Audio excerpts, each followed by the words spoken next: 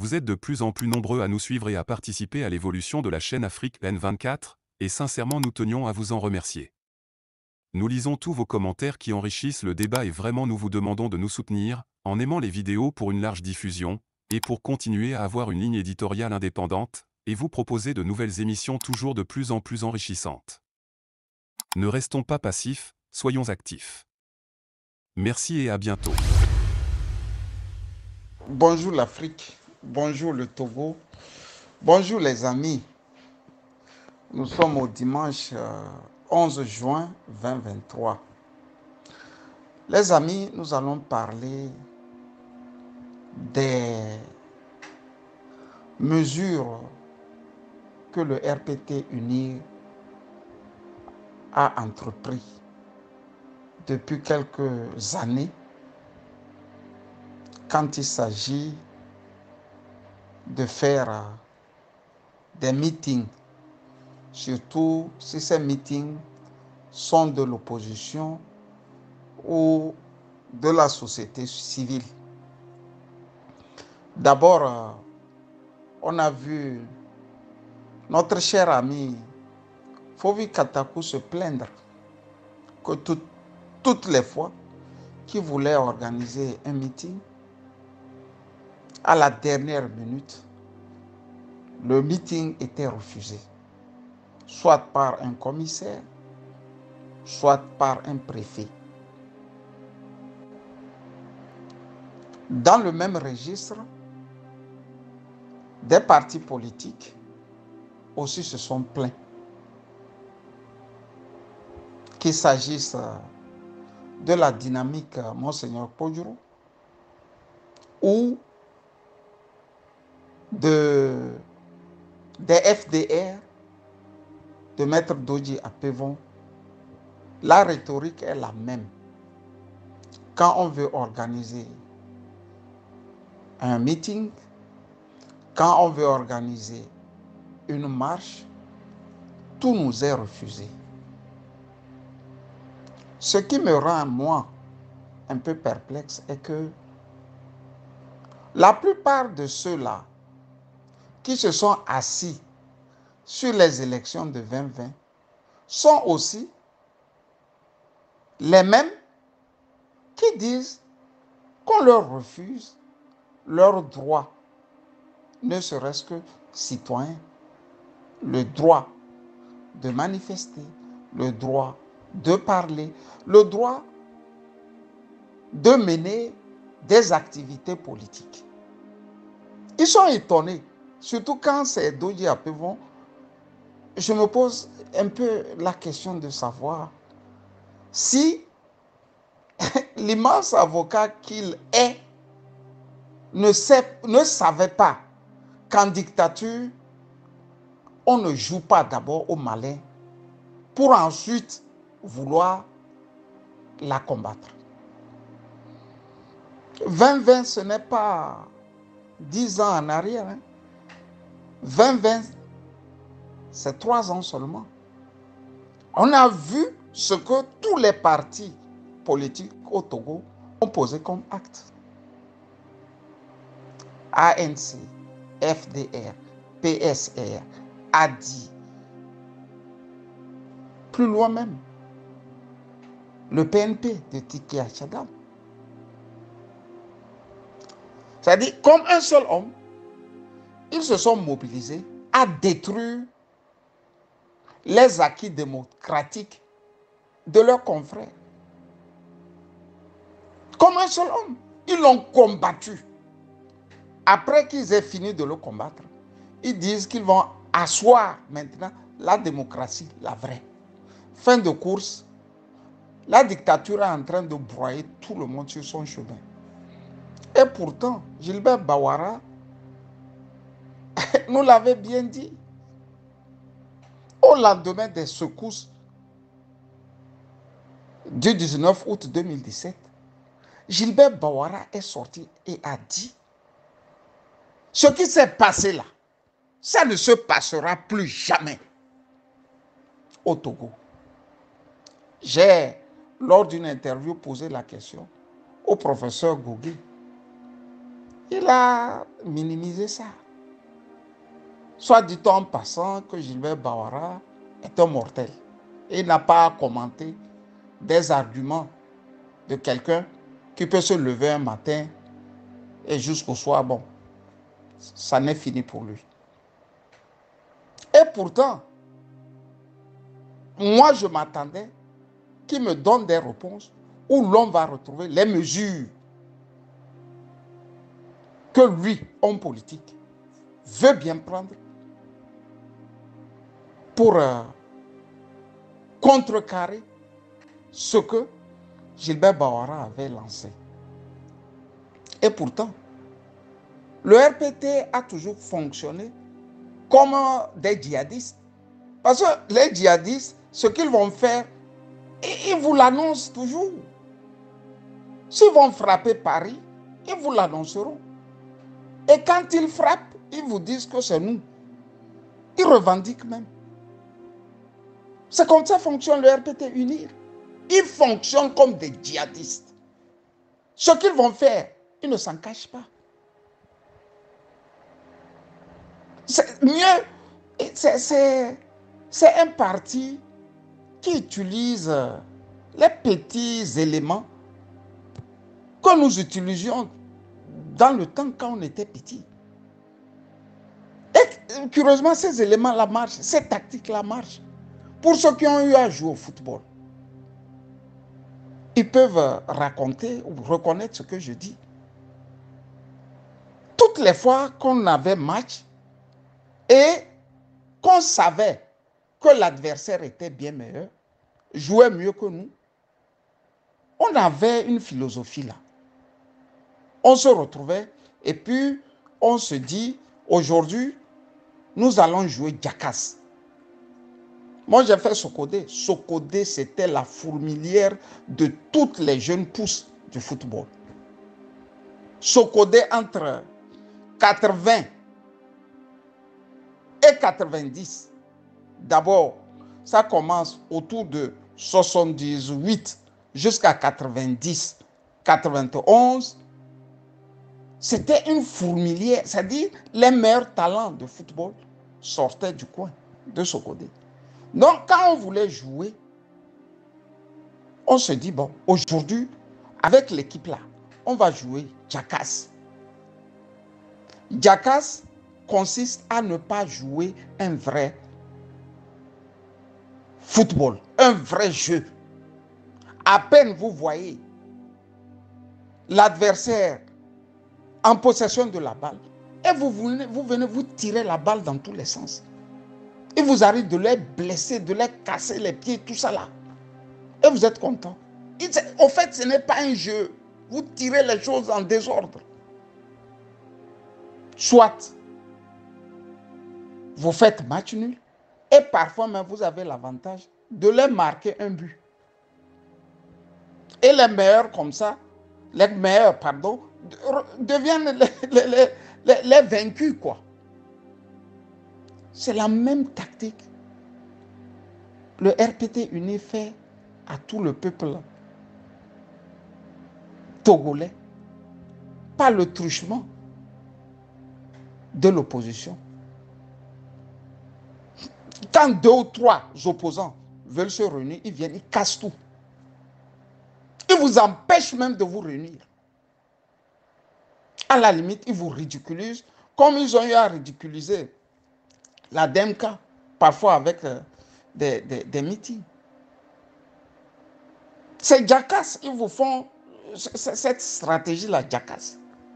Mais Jackass aussi a ses limites. Je me rappelle comme hier, comme on était habitué à choisir les équipes avec lesquelles il faut passer par la manière forte, on a fait l'erreur d'inviter une petite équipe là, du quartier administratif, là où se trouvent les enfants des militaires là.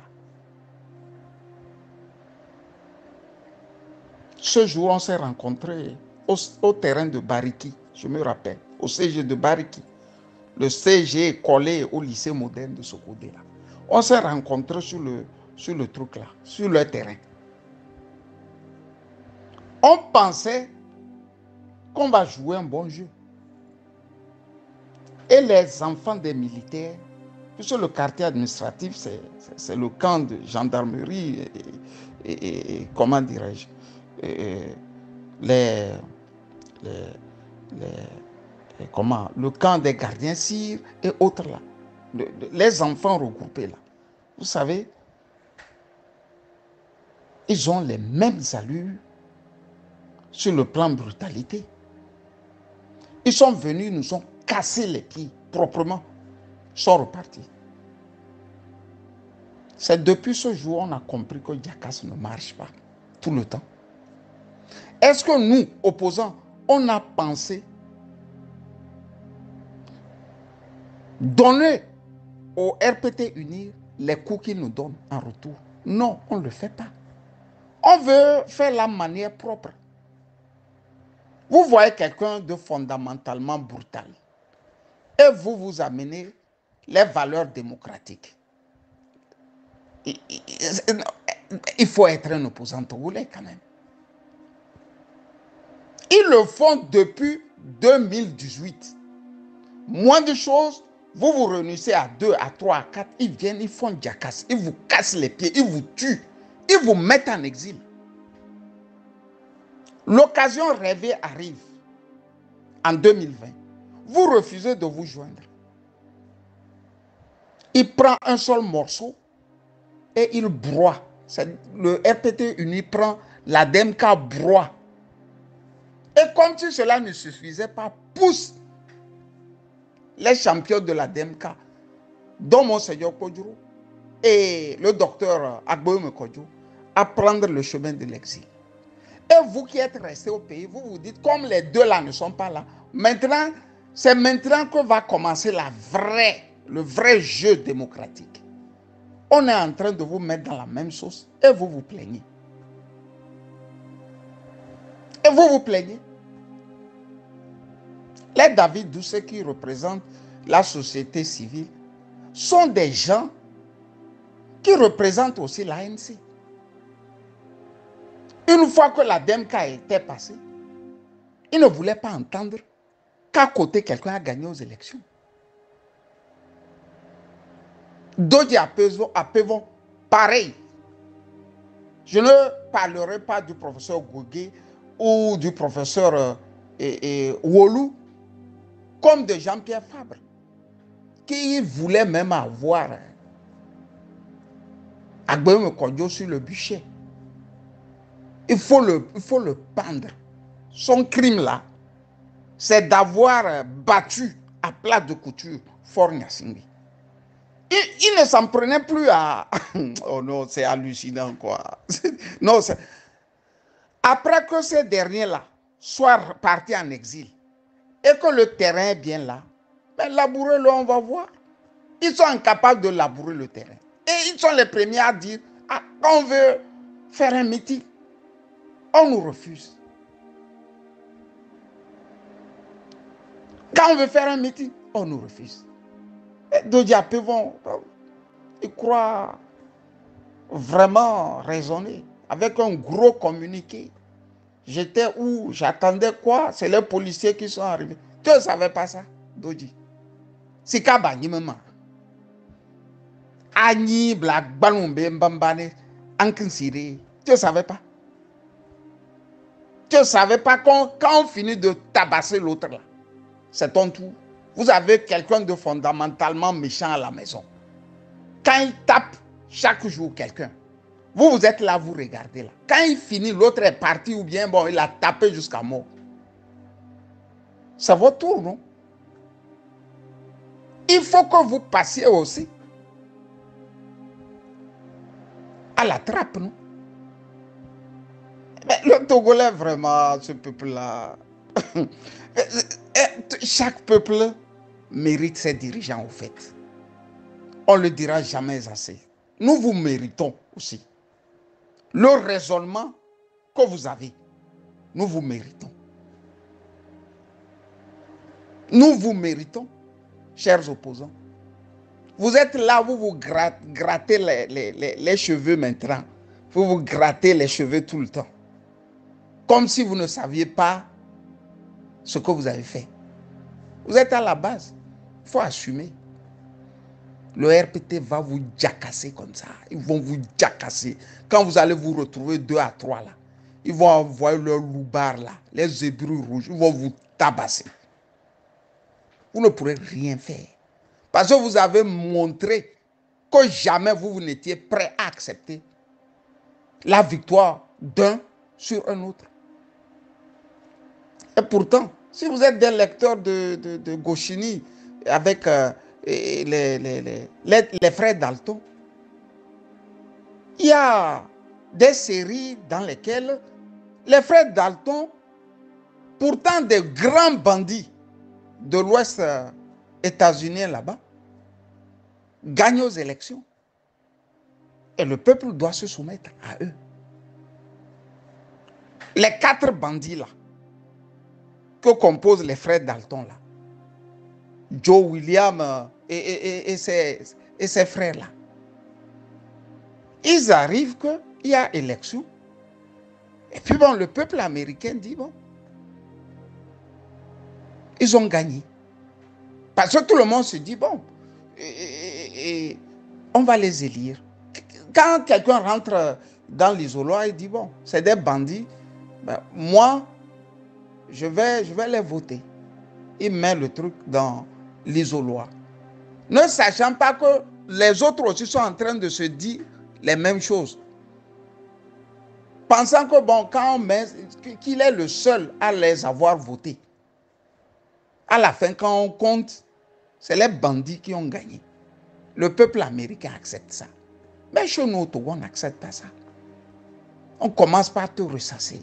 Agboïmo Kodjo travaille avec Yadema.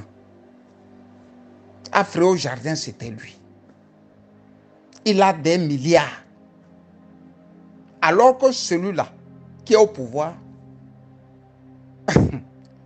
quand tu prends les milliards, soit dit-on en passant que Agboïmo a là, il faut les multiplier par 200 000 pour avoir les milliards de forts. Ça ne les gêne pas. C'est les milliards d'Agboïmo qui sont leurs problèmes. C'est les milliards d'Agboïmo qui sont leurs problèmes. Les milliards d'Ignassinguel, non, il n'y a pas de problème. Vous pouvez bouffer, vous avez le droit sur le Togo. Voilà l'opposition togolaise. Dans une simagrée de méchanceté, de cynisme, de voyoucratie. Tous ces pépés-là, que Dieu nous en épargne. Ce n'est pas des opposants, j'ai toujours dit. On pense que nous bavardons pour bavarder. On n'a pas l'éducation de nous en prendre à des pères de famille. C'est des couards. C'est des faux. Il faut les mépriser. Quand j'ai dit ça, j'ai voulu dire à toutes et à tous, bon dimanche et surtout bonne journée dominicale. Comme dit.